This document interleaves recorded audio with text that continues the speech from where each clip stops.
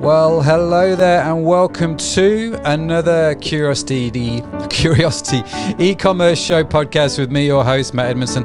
That's not a good start, is it, when you don't pronounce it right at the beginning? But welcome to the show. Hopefully we're broadcasting live. If you can see us or hear us, do give us a wave. Just to let you know, we are just about to record an interview with Brian O'Donnell. And we are broadcasting this interview live on Facebook and YouTube, possibly LinkedIn. I have no idea where it goes. But we're broadcasting this interview live as we record it. So if you're watching, a big howdy hey. We're going to get into my conversation with Brian. We're going to talk about drop shipping and personalization of products and all kinds of great stuff. It's going to be a great interview. Brian, top bloke. You are going to enjoy this, I have no doubt. So I just want to give you that heads up. You're more than welcome to comment. You're more than welcome to join in. And that's just my quick intro. If you don't know me, my name is Matt Edmondson, by the way. And like I say, this is a Curiosity e-commerce podcast. I need to find a better name. In fact, we're coming to the end of season 2, and in season 3, it's going to change its name. Little heads up there.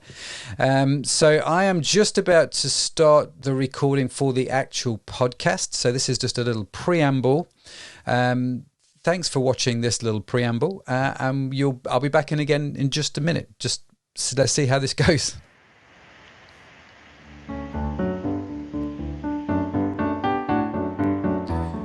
Well, hello and welcome to the Curiosity e-commerce podcast with me, your host, Matt Edmondson. It is great to see you. It is great that you're here, all my fellow e-commerce entrepreneurs. I hope you're having a good day wherever you are. And for you, like me, I hope the sun is shining because it is actually started to be a sunny day here on the rainy day, but it's great to be with you. I hope you're enjoying sunshine as well. How are you finding e-commerce? How are you finding running your online businesses at the moment? These are interesting times, that is for sure. And as at the time of recording, which is definitely not the time of publication, but at the time of recording, we are still in the midst of lockdown here in the UK. And business for me and for our fellow e-commerce entrepreneurs is growing quite insanely. And today's guest is no exception. We're going to get into a conversation with Brian. Brian O'Donnell, who's the MD of Map Marketing. He and I are going to get into a conversation about drop shipping and personalization of products and all that kind of stuff. I had a really, really great pre-podcast call with Brian. If you don't know, I do a pre-podcast call. Before we ever let a guest live on the show, we talk to them first for obvious reasons, just to make sure it's going to work. And I did that with Brian, which was great. Really enjoyed it. He's a great guy. Really looking forward to this interview. Looking forward to getting into stuff that we've not really talked about a whole great deal on this show before. And we're going to get into that today. But before we do, as I always like to do, I'd just like to say a couple of things, like subscribe to the show, because, why would you not want to? It's great free content, and we do this podcast every week. It comes out on all those wonderful places where you get your podcast from iTunes to Stitcher to all of those, whatever works for you. And there's more. There's always more, as there always is. We broadcast the interview live over Facebook at the time that we record the interview. So if you want to come to the Facebook page and subscribe and get the notifications for when we do lives, you can come and watch the show. You can come and see how we get on with guests. You can come and ask your questions directly. It is awesome stuff that we've been trialing here in season 2, and it's great fun. So do check us out on Facebook Live. If you want today's show notes, if you want to know more, then head on over to my website, mattedmondson.com. Everything will be on there. Okay, so when we publish the show, the blog, the show notes, the links, everything is going to be on there. The links to Facebook and all the live stuff are also on there. The videos are on there, so check it out at mattedmondson.com. Let me also thank today's sponsor.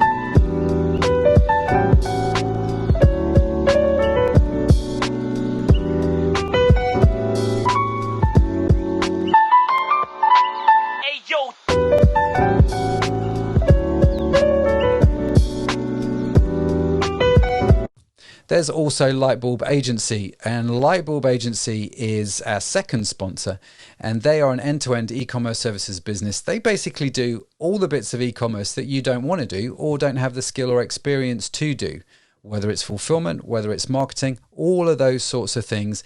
Get in touch with Lightbulb Agency if you need help in any area of e-commerce, and the chances are they will be able to help you. They're a UK-based company that distributes all over the world for a whole bunch of people. We've got international clients. It's an amazing little business. The guys are great. So do check them out, lightbulb.agency. Okay. Thanks to the sponsors. It's always good to do that, get that out of the way. But without further ado, let me talk to you about Brian. Now, Brian is the MD of Map Marketing. And you're going to hear a little bit about his story. And I'm not going to introduce the company too much because he's going to tell you a little bit about that and some of the stuff that they do, which I think is just simple but genius. I like simple but genius. And they do some really great stuff. So I think I've bigged him up enough. Let me get him onto the show. Here we go. Brian, it's great to have you. Thanks for being on the show. Thanks for being here. Whereabouts in the UK are you? I moved down to Devon in 2004 and just to change of lifestyle, and started working for Sutton Seeds, which was gardening. And I moved on to Map Marketing, and that's been a blast since day one, which is about 5 years ago. Wow. You've sort of found your way to where you are now, and you played around with websites in the early years, which I find fascinating. If you didn't hear it because the sound was off, you were telling the story about how you had a website that you'd turn off at night initially for the gardening company. Yeah. It's more advanced than that. It turned itself off. Oh, someone didn't actually shut it down. Just Control Alt Delete or whatever it was back then. Yeah. Okay, that was amazing. So, you've how did you end up where you're at then with the map company? So this came about literally through recommendation. I had been made redundant by my last company. I was looking for a job, and one of the guys, now a friend called Rob Smedley, who was a customer of ours in effect. He managed our outsourced warehouse, and he thought I was quite good, and he recommended me to Map Marketing, which he had previously been a shareholder of about 10 or 15 years ago. Wow. And so it was one of those serendipity things where I was looking for a job and they were looking for a marketing director. Okay. Oh, wow. So, and how long have you been with the Map Marketing now? 5 years. I suppose the other thing that was a little unusual is at my previous art and crafts business, we had a jigsaw puzzle website. And Map Marketing do jigsaw puzzles. So it's not many people in the UK actually understand much about the world of jigsaw puzzles, and I happened to be one of them. Wow. Okay. It's funny how these things all come around, isn't it? Like that, just odd circumstances. Yeah. Hannah, thank you for letting me know. Hannah has now said we can hear you loud and clear, which is good. So we're back on track. Phew. There's always a technical glitch somewhere, Brian. There always is. So fortunately, we didn't get like all the way through and found out that actually it was now. The whole thing was a waste of time. Yeah. No, it's great. So Map Marketing makes maps, which actually, at first, and I mean this with all due respect, at first glance, it can just sound like, it's maps. It's a little bit boring, isn't it? But actually, it's not for you guys. You guys are killing it. You guys are doing super well. Yeah, well, it started as maps. I mean, in the beginning, way before my time, they would literally, if somebody wanted a map of their house, they would literally get paper maps and cut them together to make a map of your house, because if they were on different ordnance survey pages and stuff like that. So somewhere in the 90s, someone digitized a lot of this, where you could pre-Google Maps, a lot of what they did back in the day was pre-Google Maps, and they could create a personalized map of your house. So the history of the business is that it was founded by a guy called Joe Hall in the late 80s, late 70s, early 80s. And he was creating maps for a press inserts and for reader offers for American Express and companies like that. Okay. And he came up with the idea of a strapline, which was see the world for £12.50, and the product was a map of the world. But it was the strapline that basically sold it. So they sort of stumbled into maps, then started to laminate them. And somewhere along the line, Joe then said, well, if you can do a map of your house, couldn't you make a jigsaw puzzle of your house? Of a map of your house? And I can see the steps in his brain working. Bless him, he's no longer with us, but that product we are still doing and is still our best-selling product, and we have sold 1 million units over the years of that. So you basically, the way your website works, which is mapmarketing.com, for those of you who want to go visit it, you go on there, you put in your details like your postcode or your address. It creates a map around your house and where you live, and you now take that map and also turn that into a jigsaw. Yes. Is that right? I've got that correct? That's correct. Yeah, that's correct. Yeah. So we have data from Ordnance Survey, from Collins Bartholomew in the UK. We have USGS, United States Geological Society maps for the USA. We've got aerial mapping and satellite mapping of almost the entire world. So we can, we take that. In some ways, Google Maps have made it look easier than it is, because everybody's now used to going on a computer and seeing a map of their house. Sure. But the resolution on a Google map is rubbish. You couldn't print that on a map and put it on your wall, never mind put it on a jigsaw and then piece it back together. So we have the high-res data behind that. Okay. And so fast forward to the modern day era where you've got these high-res maps and they turn them into jigsaws. You obviously have a website where people now go and order this from you directly. They go and put their details in and order the product from you. How's this is an e-commerce show, so let's talk a little bit about e-commerce. How's that going for you? Great. Again, growing nicely and healthily. We use the Shopify platform. How do you find that? Yeah, good. Yeah, find it good. Find it reliable. Having lived in the Magento days and things like that, I never really want to go there. We're a small company. I don't want a team of web technicians and web developers, and I don't want to have to worry about this. Is interesting. This is a little rabbit trail. So you've ran websites with both Magento platform and currently with the Shopify platform, and you much prefer the Shopify platform. Yeah, for me and our stage of business and our size of business, Shopify.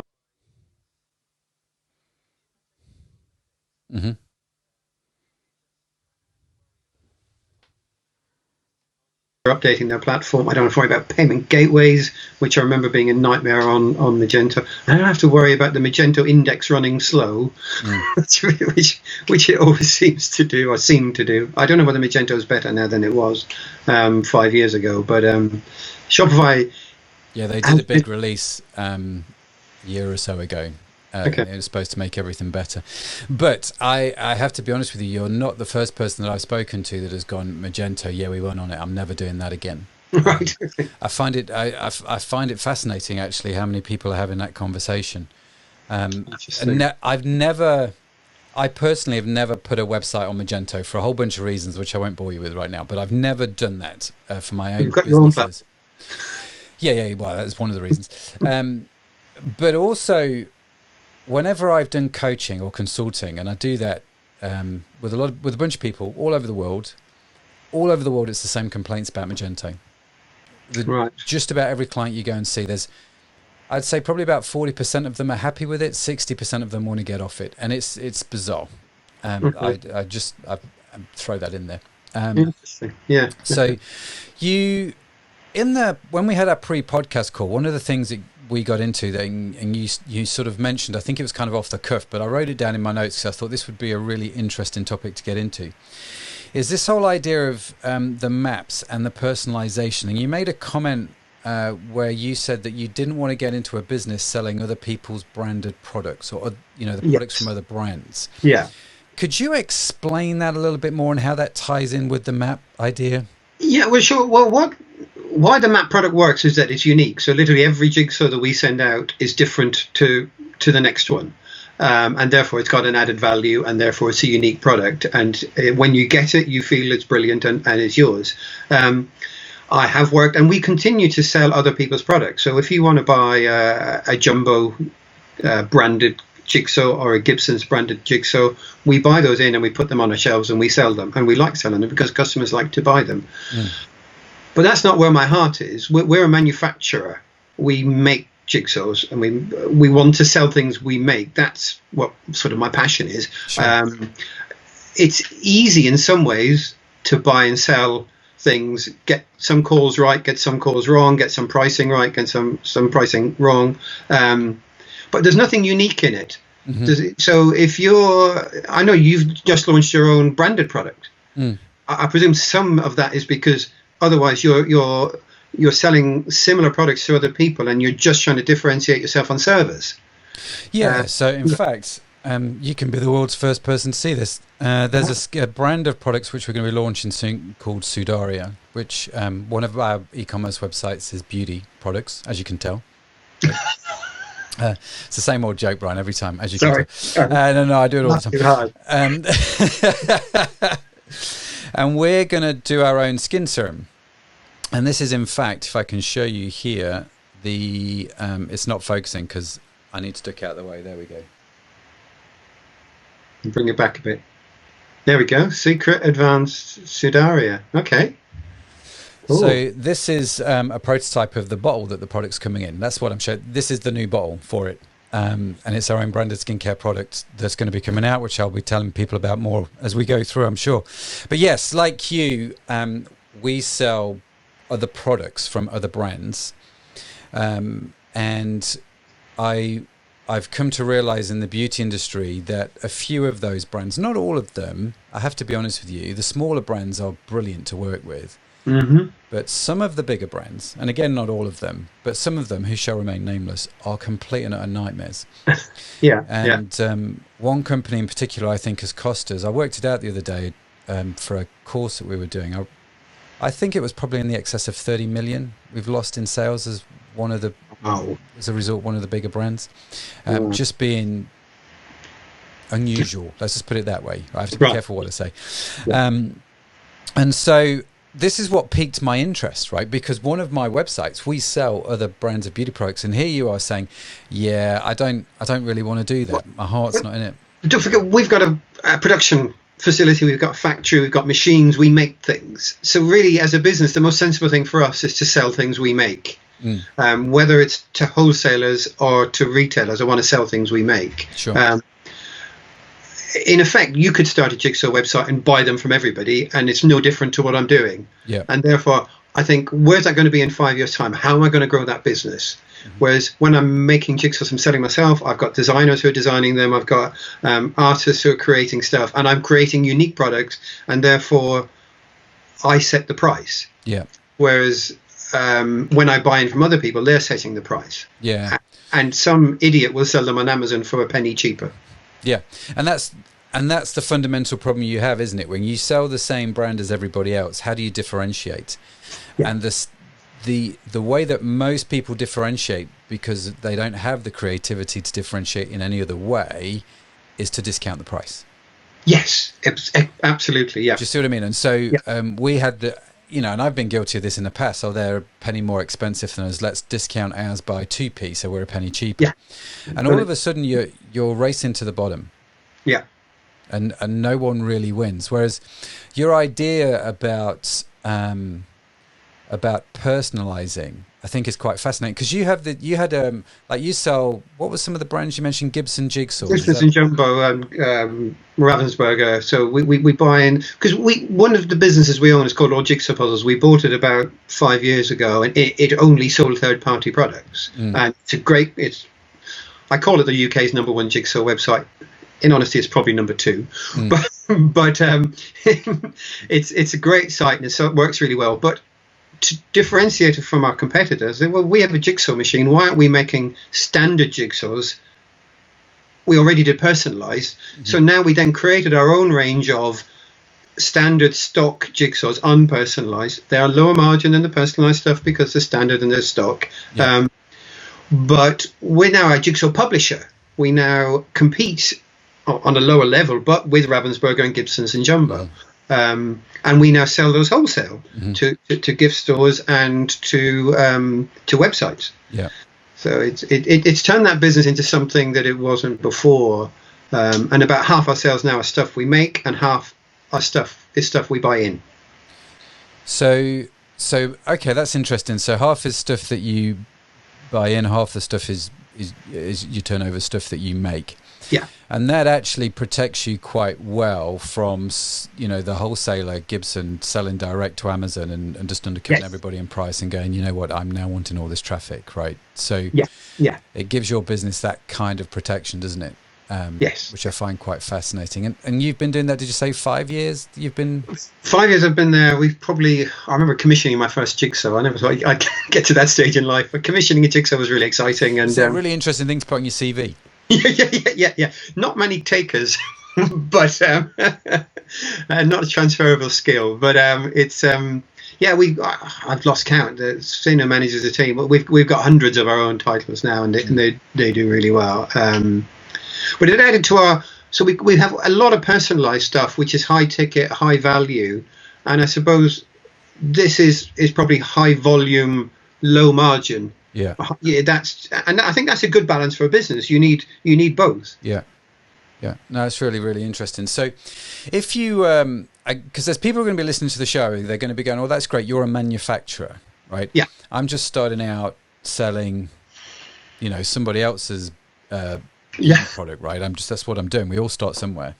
Yeah. What advice would you give them, or what tips could they maybe think about going forward about how to take advantage of your thinking in well, this area? the simplest way is to take in a product that somebody else does and add value to it. Okay. So a lot of people will add, you can add your name to a box or something. So sure. You can definitely do that. And then I can't think of a great example. Well, this is what Etsy's basically done, isn't it? I mean, the guys on Etsy they take a standard product like a leather journal and they'll emboss your name in it and sell it to you for twice the price, right? Exactly that.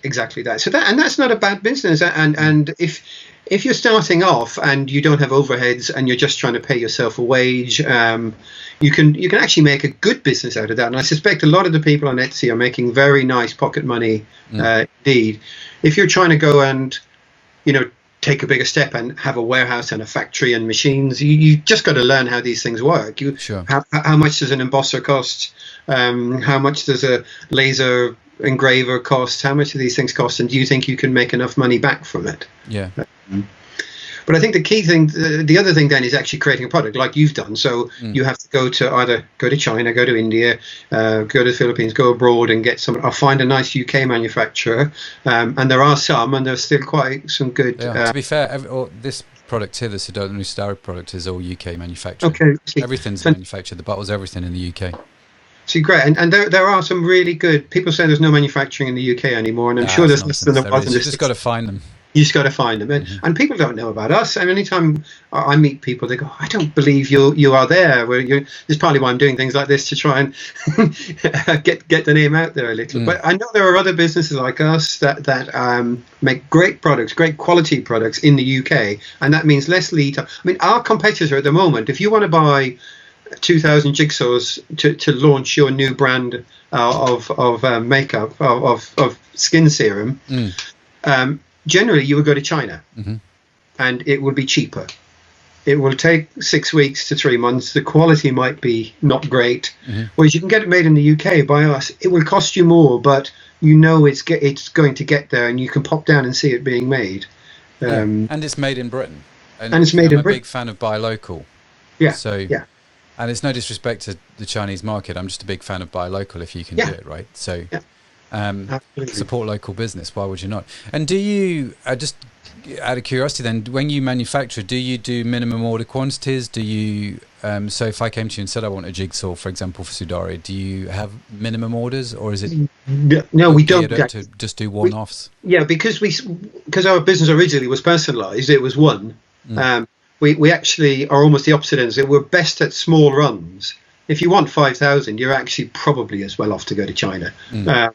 But we're best at small runs, short runs, hundreds and thousands. Proof of concepts and all that sort of stuff. Proof of concept, exactly. Yeah. No, it's great.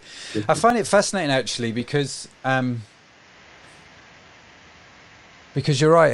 It's I think it's important. if you are British, to go to Britain first. It is a personal thing, a personal belief of mine. And I love the fact that you guys are in Britain, just down in Devon, Just nearly fall off. Yeah. in the most favoured part of the country, and I think it's really interesting, the business model you've built, because you have had to find a way to create a map around someone's house, so almost every product is individualized. Yeah. Which enables you to do personalization at a really interesting level, right? Yeah. And so I remember a few years ago when Coke, do you remember when they started putting your names on the Coke bowls? And how nuts that went, just for having you. My brother went out and figured out a way to get everybody in his family, get their name. They're all still on his shelf, like a trophy. Do you know what I mean? It was extraordinary, and all Coke did was put your name on the bottle. And it's that idea, that understanding that actually personalization makes something twice as valuable. Yeah, it does. I mean, again, imagine at the minute, lockdown is great jigsaw puzzle time, because you're at home and yes, nothing true, it is. Yeah. But if you, instead of buying a jigsaw of a country cottage, which is the big selling product, or something like that, you can get a photo of your family, get a jigsaw made of it, and then you can then piece that together at home. Yeah. That's about as personalized as you can get. No, it's really good. Yeah. It's really good. And then actually you can get one of those sort of 3D frames, glue it into it, and it becomes an interesting piece of art, right? I assume. I don't know. I've never done it. Lots of people, we sell glue. Lots of people will frame them, because, I mean, it's funny, because a framed jigsaw is not as good as the original print, because it's been cut into 1,000 pieces and then stuck back together. But it's the accomplishment of having done it. Yeah, it is. It is. Yeah. And you can actually do, and you see them, take one or two pieces out, scatter them about, and it just looks a bit more interesting than a family photo. Yeah, exactly. No, I get that. And so going back to your tips, then, if I'm just sort of starting out, one of the things that you just said that I just want to sort of come back to is how can you add value to a product? Which I thought was a really interesting question. So it may be you write somebody's name on a box. You maybe not manufacturing, but what can you do to that product that no one else is doing that personalizes it? Yeah. I think for me, is one of those fundamental questions of e-commerce that I didn't want to just brush over. I think it's such an important thing to come back to. I'm not sure I've got a better answer beyond adding someone's No, name. I think that is the answer. Yeah. I think that genuinely is the answer. When people, we do a product course, how to find products that people want to, buy. We call them high demand, high converting products. So one of the big problems a lot of guys have when they're starting out in e-commerce is, what do I sell online? So they'll just go and get any old rubbish, usually from AliExpress, and shove it on a website. No one wants to buy it. No one cares. And so finding a product that somebody wants to buy is quite important. And for me, one of the things that you do, and one of the steps that you go through, is you take a standard product, like a face serum, and you go, how can I make this better? Yes. Do you know what I mean? Or how can I add value to this? Or if you sell, another example we use all the time is, I'm a big fan of notepads and fountain pens, Brian. Old-fashioned, but true. And so I use this pen all the time as an example. This is a Lamy Safari fountain pen. And very high demand, reasonably good product. But what can you do to that product that then adds value? Could you put it in a nice presentation box? Could you put somebody's name on that box? And so it becomes a little bit, it's something that nobody else is doing. Can you get it engraved? Can you personalize it? And I just think it's such a top tip. Such a top tip. Could you even take a step back and buy the components of a fountain pen and put your own casing outside it, and then make your own brand? So not necessarily make it from scratch, but take some components and make it into a slightly different product, or wide, or whatever. Add your own touch to it, and then you're creating something that nobody else can sell. And that comes back to this value point where no one can then undercut you on the price of that. Exactly. Yeah, you're controlling the market, and that's what you want. And you're not being crazy with the prices, but you're not worrying about somebody doing something cheaper than you. That's it, exactly. Yeah, I mean, you will always buy, if you want a cheap fountain pen, there will be cheap fountain pens. But you're just not in that market. No. Somebody else is. For me, somebody else is doing that market. That's not where I want to be. You never actually. I'm careful how I say this, because in fact it's how our business got started. But more times than not, you don't win by going in a market and trying to be the cheapest. Yeah, we more did times it. than not. That's not to say there aren't exceptions, but yeah, absolutely. I mean, we are one, and I say this lightly because when Jersey Beauty Company started in 2006, we actually started it in Jersey, and there was a VAT advantage at this point, a VAT advantage to doing so. Yeah. Which meant we could be 20% cheaper but still make the same profit margin. And you were like, oh my goodness, this was a real big advantage. It wasn't true on any product, it was only on some products, but enabled us to quickly capture a market segment. You can't do that now. That opportunity does not exist in any way, shape or form. So I see people coming in and trying to do the Amazon thing and just buying customers and building their database. But people that buy from you because you're cheap won't buy from you all of a sudden when you put your prices up. They buy because it's cheap and they're after the bargain. So you're building the wrong kind of database anyway. Yeah. Good point. So yeah, it's an interesting one. So okay, so we've got this whole idea of personalization and why I think you add value, you make it unique, you make it your own, and you can do that on a small scale and you can do that on a large scale, but you really should try and find some way of doing it, so you're not entering them price wars, because I imagine I can go get a jigsaw for £3 or £4 off Amazon. Absolutely, yeah. And you're selling personalised jigsaws. Can I ask for what sort of price do they start from? A personalised photo jigsaw is £29.99. So it's £30. So it's 5-6 times more than what you'd buy a standard Chinese jigsaw for. Exactly. Yeah. But like you say, you've got the demand, and people are wanting to pay that. Absolutely, yeah. It's highly reviewed product. Very 5-star reviews. It's a great product, and it's we don't get complaints about it. That's great. And just as an aside, let me do a quick promo for you while we're here. Not that you asked me to do this, but if you do want a personalised jigsaw of your house or your family, head to mapmarketing.com, because they actually are the guys that manufacture them. Probably everybody else's website you go to get them done, they come to you to get them done. I imagine they're just upselling your products, are they? I think there's probably only 2 companies in the UK that make photo jigsaws.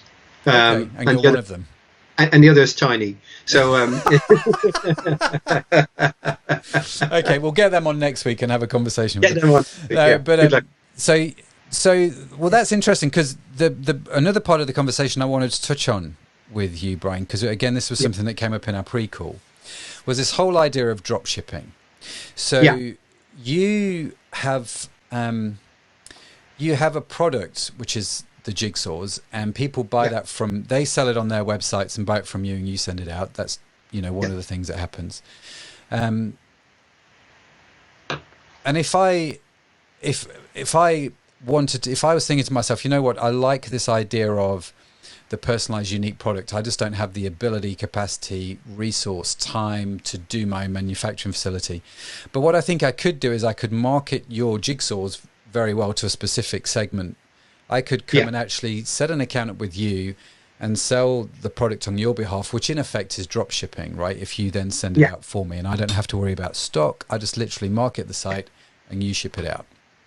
Exactly. So we've sort of got into drop shipping by necessity, really. So we have it's a mother of invention, apparently. Yeah, I know, because each one's unique.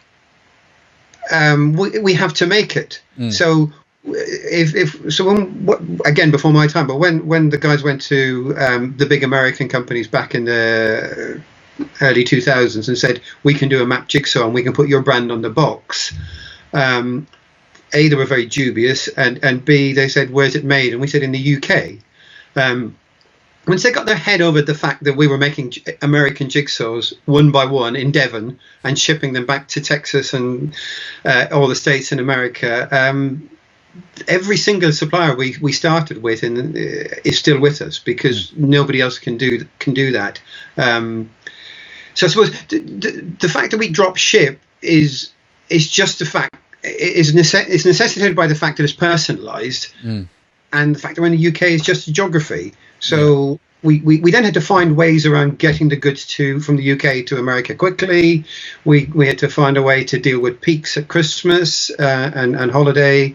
But yeah, every branded jigsaw you see in America. We don't really trade in America as map marketing. We're just the manufacturer behind the trading company. So if you go on the National Geographic website and try to buy National Geographic map jigsaw, it's made by us in Devon and shipped out in a National Geographic box back to America. Yeah, which is fascinating, isn't it? So for those of the listeners that don't understand maybe fully the difference between wholesale and dropship, can you just explain that? So dropship is the simple way to say it is you take the order on your website, take the payment, then send us the details. Instead of sending it to your own warehouse to pick and pack, send it to us to pick and pack. In our case, we have to make it, pick it and pack it. And then you don't have to touch it. So normally, if you're trying to sell our stock jigsaws, you'll buy 20 of them, you put them on a rack in a warehouse, waiting there, you pay us, and then wait to sell it to the customer. In this case, you take the money up front from the customer, we ship it, and then you pay us. So we're sort of subsidizing your cash flow because you've taken the money first, and we'll pay you after shipment, and you never touch it. So you can feature items on your website that you don't have to write a check for. And that's one thing that massively appeals, isn't it? Because if you're wanting to start an e-commerce business, you're wanting to start something online, one of the first questions you're plagued with, or should be plagued with, is what product do I sell? Yeah. And once you figure that out, you then go, well, how many of those do I have to buy? Where do I store them? And how in the heck am I going to get those to my customer once they've purchased them, right? Yeah. And so you have a warehouse, I have a warehouse, and that's just the nature of our businesses and the way they've been built. But if you're starting out, well, that's a big investment to go rent the warehouse and buy enough stock to fill it. So, and this is where dropshipping, I think, has appealed to a lot of people over the years, because, like you say, I just need to be good at marketing. So exactly. if I can reach a segment of the market that you're not connecting with, well, then I've got a business, haven't I? Exactly. The downside is you're outsourcing your fulfillment reputation to me, so you have to trust me. So, which is a bit of a risk for you, if that makes sense. You have a website that's your customer, they've paid you, and then you say, Brian, where are my goods?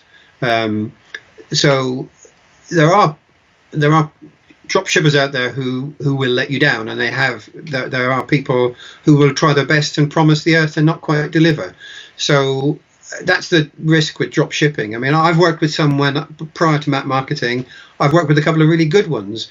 Where it makes sense for a company generally is to drop ship high ticket items. So when I was in gardening, we didn't want to have a greenhouse in our warehouse that would sell one a year. But I wanted to sell greenhouses on my website and say we sell greenhouses. So we would outsource that, and when the order came through, we tell the customer it's 14 days for delivery, and then we'd contact the greenhouse manufacturer. Similarly, when I was out arts and crafts, sewing machines, high ticket, I would have had thousands of pounds tied up in inventory on the shelf. Instead, took the order, and the sewing machine was drop shipped. So it's like not a core of a business. I don't think it would be a good idea to have your entire business drop ship, but it can be a nice add-on to your product range. It can be. I think it's a good way to start for a lot of people, but I don't think it's a good place to end up because, like you say, one of the key things that you're judged on by your customers is how quickly you get that parcel to me once I've purchased it. And what state it arrives in, right? So when you get your reviews from your customers on your website, on Trustpilot or on Google reviews or wherever they write their reviews, a big chunk of that review, like you said, from my point of view, will be dependent on you and what you do with that delivery if I'm using you for drop shipping. So I just have to bear that in mind. Okay. And also, sorry. There's also a bit which can add value as well at cost is if somebody buys a stock item and a drop ship item, you're probably only charging the customer once for shipping, but you have to pay twice, so you have to factor that in. That's one of the downsides to not having the inventory. I think it's just part of the model. You have to accept 2 shipping costs on that order. Yeah, I've seen that a lot actually. with a lot of companies, and the customer's curious, and a lot of customer service inquiries, and like, well, hang on, you've only sent me half my order. Where's, because they all arrive at different times, and it's and so it does lead to a different set of problems. Yeah, you are right when you do a drop shipping, and certainly when you do a mixture of drop shipping and inventory if you're from the States, and you're right. That's quite an interesting thing. So you've obviously, one of the things I put down in my notes here that I thought was quite unique about you, Brian, was actually you have done drop shipping yourself. In other words, you have gone to other companies and made arrangements where they send products out that you have sold. Yes. Your company is currently a drop shipping company, i.e. you fulfill orders for other people.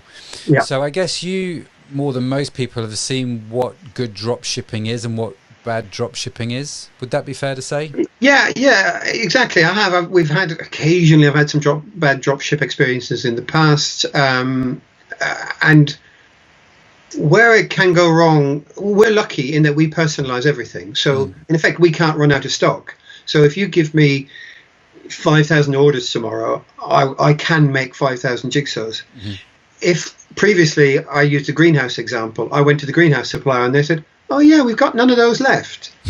And you go, "Oh, okay, I've just taken 800 quid from a customer. Yeah, how am I going to deal with that now? Thanks very much. I've got to deal with that now. Thank you very much." Because they may be drop shipping from multiple suppliers, multiple customers, and they, unless they're giving you their inventory feed every day, you may well sell things that you don't have. Because the typical way you manage this on a system is you put 999 stock in of a dropship item and let it run down. So you assume there's unlimited dropship stock. Mm-hmm. The only advice I would give there is make sure your supplier is giving you regular updates of stock and out early when they're about to run out, rather than 2 days after they have run out. Yeah, I've seen this actually recently with a client. They were a pretty good drop shipper that they were using. And what they did was they went and got an updated stock feed literally every 30 minutes. Okay. Using modern technology and APIs and feeds and stuff. And you were just like, right, so I constantly know whether it's in stock or out of stock, because I do. And this is where drop shipping can be. You've got to have the technology which enables you to do that, right? So it's not as straightforward, because I'm not managing the inventory, you are.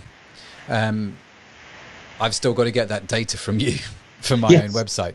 Yeah. Right. Yeah. Absolutely. Okay. So that's quite an important point, and you're right. I have seen that a lot. If you were thinking then of setting, like my son, I think I mentioned this to you last time. My son's off to university, right? Hopefully, who knows with the coronavirus and what's happening. But he's off to university. Managed to get out of doing his A-level exams this year. Lucky little git. Both my sons, actually, one of them got out of doing their A-levels, one of them got out of doing their GCSEs, but that's another story, let me tell you. But Josh is off to uni, and being the dad that I am, I'm like, well, how are we going to finance this so you don't walk out of university with, $1 million quid's worth of debt? So he comes to you, Josh, and he goes, Brian, have you got any tips on how to do drop shipping well? What kind of advice would you give in that scenario? Well, and I am taking notes, by the way. Well, a lot of it goes back to you need to decide what you want to sell. So that probably goes back to your course on choosing products and choosing them well. I suppose with a drop shipper, it's as much about the supplier. You need to find someone who is either experienced in drop shipping, who won't let you down, so you're not dealing with the angry customer. Mm-hmm. So choosing your dropship partner is key. And it doesn't necessarily mean that bigger is better in that. No, not. It's sometimes the opposite. I would have said. It may even be, if you're creative, you can find somebody who isn't doing it, but should be doing it. And talk them into it. Why the hell? Why aren't you doing that? Well, if I'm honest, that's what he's done. Right. Okay. See, genes from the other side of the family, I take it. Yeah. Absolutely. Right. But yeah, you find someone and create that drop shipping for them, so they're pleased. You're bringing them extra business. You do the clever marketing, and you're both winners. Yeah, no, that's a really good point. And so, so research your drop shipping company and make sure that they are good. Yeah. Obviously, know about the product. Choose a product well. Yeah. Don't just, because again, I see this. If there's one thing that annoys me more than anything else when it comes to e-commerce business, and I use the word annoy in a very loose sense of the term because it's the thing that I see the most, right? Right. People come to me, and if they paid me a tenner every time they did this, I'd be a happy man, because the standard thing is, Matt, listen, you need to look at my website because I've got traffic, I've just not got any sales.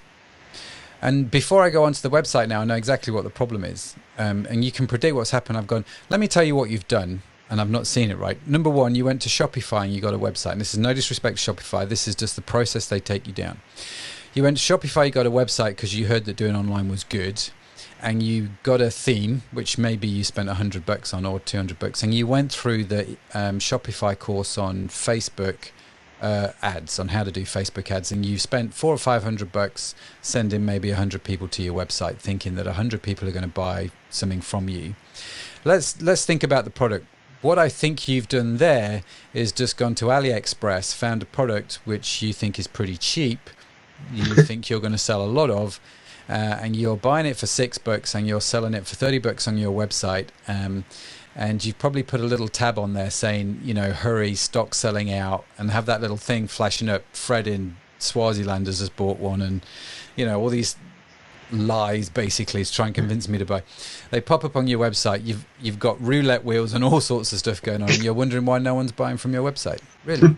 Yeah. And because the product is the last thing on your mind, never mind theirs. Yeah. And fundamentally, it comes down to, well, you've got a product on your website that no one gives a flying flip about. Mm-hmm. And you've just gone to AliExpress and gone, that's cheap, I think I could make good profit margins on that. That's going to work for me. And that's their version of drop shipping. And then they'll have AliExpress ship it, and it takes 5 weeks. And they think a customer's going to be happy to stick around to do that. Yeah, not good, not clever. It's bizarre, isn't it? And actually, it worked for 3 or 4 people about 4 years ago, but it doesn't work for anybody these days. Yeah. And so... no, I find it fascinating. So how do you? So basically, what you would do then, Brian, I'm guessing or the way you've done it in the past. So take your sewing machines or your greenhouses. You went, I need this greenhouse and I need this sewing machine, and you called the manufacturer and said, "Yes, fancy dropshipping this for me, bud." Yeah, exactly. So in the case of the sewing machine company, they'd never actually done it. I imagine, I'm years out of it now, but I imagine now they're probably selling off their website because that's what they should have been doing at the time. But I was happy to be the middleman. So, for example, just thinking of one of our best-selling products at the minute, there's a conceptual artist called Cold War Steve. I don't know if you follow him on Twitter. He's a really cool artist, brilliant. So he creates jigsaw puzzles of his art. And we drop ship those. So on his website, you can basically buy his images. That's really clever. And so then that's their uniqueness. That's the unique. He's got unique content. In that case, I'm just a manufacturer, but very happy to be. He's selling his unique art, and we'll make a jigsaw. You can do that. There are lots of companies who will do that for prints and frames.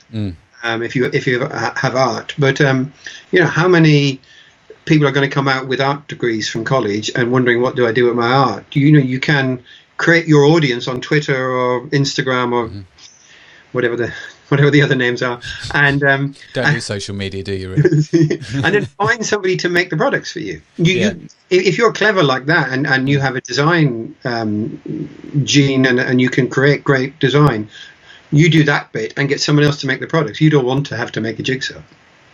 No, it's very true. And actually, it's not just jigsaws, is it? It's like, well, I could have this put on a T-shirt, I could have it put on a flag, and all that sort of stuff. And it's finding someone that can create those products for you along the way, where you don't have to do them all. And there are some very good companies who will do that, mug companies, and you'll make a quid or two in every mug, and but you're selling and you're creating your brand and selling that out. So that's not a bad way to do it either. No, it's very good, because like you say, again, it's that, well, no one else is selling this jigsaw. like no one else is doing the maps, no one else is doing his artwork because he controls his artwork, right? So Yeah, exactly. that's really interesting. So think about the people that buy from you as drop shippers, right? So you've obviously have a bunch of people that use you for drop shipping. What are some of the common traits you see amongst them that makes them more successful? So if you see somebody doing something, you kind of go, it's just not going to work well for you, but because I've seen this before. There's the two the two categories I'd put our main dropship clients in are either former catalogers, so people who used to always mail catalogs, and our product fits really well in a catalog. It's a great gift. So therefore, what do I get someone for Christmas? Or I get a jigsaw map of their house. All of those companies are still doing well and still okay, but they're generally declining because catalogs just don't work in the way they did. They're declining. Yeah, but the clever ones there, but yeah, and the clever ones who have moved online and done it well and kept their brand and uniqueness are still doing just as well as they always have. Yeah. And the other type that works with us is companies like one of our big UK clients, the Happy Puzzle Company, who are in puzzles. They sell all sorts of puzzles, and they want a unique range of jigsaws. We make the jigsaws for them. So if you're in that market, it would make sense. So that's our two, either niche people who love puzzles or people who are looking for gifts. That's our two niches. And so the ones. I guess I'm just going to dig a little bit. Are there some things that they're doing online that you think actually because you're doing that? I think that's one of the key reasons why you're doing well. The ones that do well are not the ones who depend on paid search. Now it's funny. Okay, we'll come back to that. Let's just put a pin in that one. Okay, they're not doing paid search. What else? We're not depending on paid search. Oh, sorry. Yeah. Let me get my language right. Yeah. I think everybody does paid search, but people who I went to a client last year and they're going, "Oh, Google did an algorithm update, and our business has basically collapsed by about 90% or something because everything was based on their paid ads." And it's like, you can't run a business on paid ads. You can top up a business on paid ads, you can launch a business on paid ads, but it's not a sustainable way to run a business. So what are other people doing well? I think it's adapting what we do. So we have a core product. The clever people will say, can I do a different design? Can I brand it differently? Can you do something? Because they all want their point of uniqueness. So if we do a 400-piece jigsaw, they'll come and say, can I do a 500-piece jigsaw? Can I do a 1,000-piece jigsaw? What else can I do to your core product? And can I do an overlay on the design? How can I make myself stand out from this product, from other people selling that same product? So what this is your core product. What can I get that's unique that maybe just I have? Yes, exactly. Yeah. So coming back to your uniqueness proposition earlier on, tying that in, actually you can...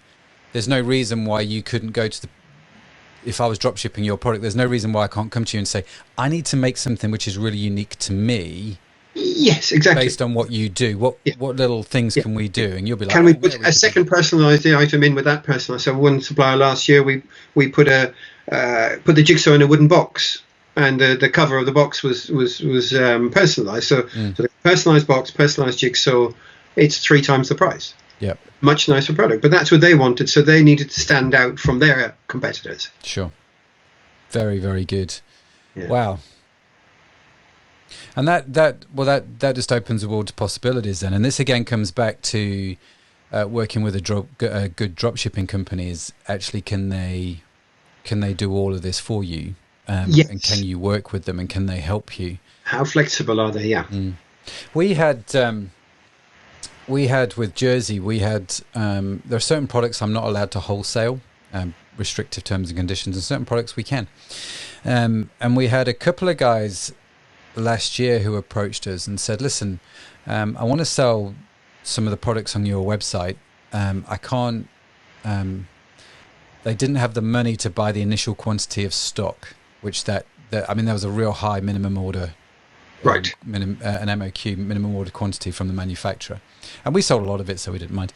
And they came to us and said, "Can we just drop ship?" And we had never done drop shipping before for another company, Right. For anybody else. We sent products out for ourselves. We sold them, we shipped them in our own branded boxes. And it meant that we had to get some plain boxes, because obviously he didn't want me to ship it out in jersey boxes. You just wouldn't.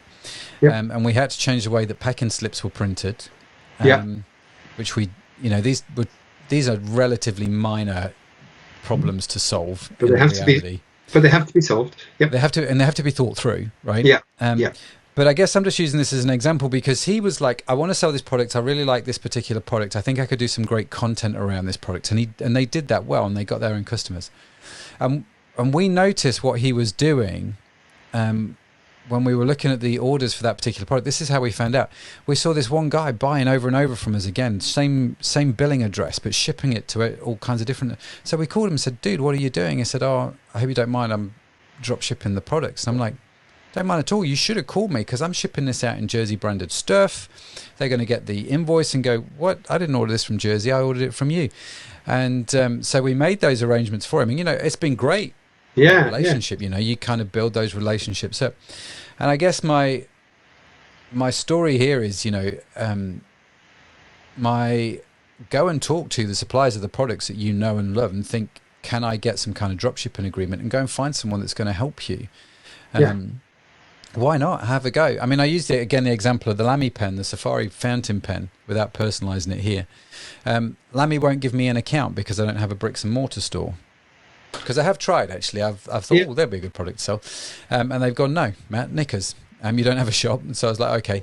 So I could then, all I need to then do is just go around a bunch of suppliers and say, "Listen, I'll sell the product. You ship them from your store. I'll sell them on your behalf, and we'll have some kind of agreement and arrangement." Yeah. And I think following on from our pre-call, actually. So not only have people contacted me to do drop shipping for my own businesses, but following on from our pre-call conversation, I said to my son, actually, there's one guy who we know who's local to us, is a good friend of mine. I'm like, go and have a conversation with him. You put the site together, you sell the stuff, and get him to drop ship it for you from his shop, because he didn't have a presence online, but he had a great product. And he's like, this is a win-win. So everyone wins, right? And so I think that's one of some of the nuggets, Brian, I've got from you today. Go and talk to the suppliers, have conversations, drop ship where you need to. But do it well, and do something that's personalized and unique to you, and that makes it sort of your way of doing things. Exactly. One of our best clients, actually, one of our better customers, who we do all kinds of stuff for. We have every 6 months we have a conversation which kind of goes along the lines of, how can we make this better for you in terms of the product that we're shipping out. We ship it out in unique boxes. We ship it out in unique packaging. What else can we do how can we, do you know what I mean, make this more you and better for you, and so on and so forth.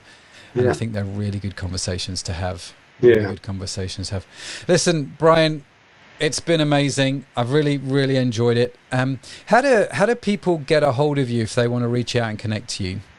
So our website's mapmarketing.com, as you mentioned. We also have alljigsawpuzzles.com and .co.uk, which is Jigsaw Puzzle Specialist. I'm on LinkedIn. I'm on Twitter, either at Brian O'Donnell or Bod1966. I'm one or the other.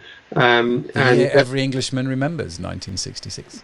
Well, that's when I was born. I was born. I think that's the reason why they remember it, don't they? I was born the day the World Cup was stolen. No. That's true, yeah. No. Yeah. I have an alibi. Yeah. That's quite handy, because the police were just about to come round from it. Hang on a minute. No, it's been great. And so if people want to get hold of you, you're on Twitter, you're on LinkedIn. Yeah. And obviously your company website, mapmarketing.com. If people have been kind of intrigued by your products, are you after more drop shipping people and those kind of relationships? Yeah, absolutely. Whether it's personalized map jigsaws, whether it's stock jigsaws, always after more customers. We love making things in the UK, and we want to do that and ship them around the world. Fantastic. Listen, Brian, really, really appreciate your time. Thanks for joining us. It's been so good.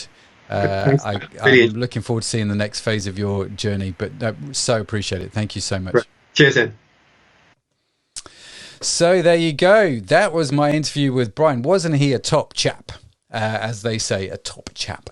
It was really good. I really enjoyed that. Really got some good information about drop shipping and how to personalize products and all that sort of stuff. It was just fantastic. And how to make your products unique and why that's important and why you don't do the race to the bottom. So I hope you got something out of it as well. Do obviously connect with Brian via LinkedIn or via Twitter if you want to get hold of him, or through his website. And if you are looking for some drop shipping opportunities, and you think jigsaws could be a way to do that, he'll be happy to talk to you. I have no doubt. So get in touch with him and see how those guys are doing and have a look. And obviously subscribe to the podcast. If you're watching on Facebook, you'll see the information has appeared by magic below. Do subscribe to the podcast wherever you get your podcasts from. It will be great to connect with you as we put out more and more podcast information. We interview more and more great guests. We now have a guest on every show, and the guests are always amazing, just like Brian, always willing to share their wisdom and insight into things. So do make sure you subscribe both on the audio podcast, and as I said, we broadcast live as well on Facebook and YouTube, and you can connect with us and throw your comments in and even rescue us when things don't technically go right, like Hannah did today. Bless you, Hannah, for letting us know about the sound feed. You can just be a gentleman and a scholar and just do that as well. So why not join us on Facebook Live or on YouTube Live.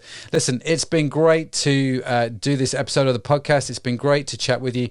Make sure you join us next time, as I think on Monday evening, what's the date on Monday? It's the first Monday of May. So May Day, bank holiday, I think. I am doing a recording with Joanne Steele, who was the head of... she was the head of customer-generated content. User-generated content has now morphed into customer-generated content. So she was the head of that for Argos.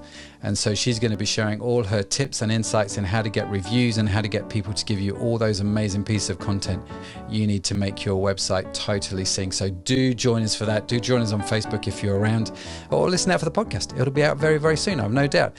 But wherever you are, whatever you're doing, God bless. I hope business is going well for you. If you've got any questions, reach out. All the show notes are on my website, mattedmondson.com. I think that's it for now. Ta-ra for now, and I will see you next time. Have a great day. Bye for now.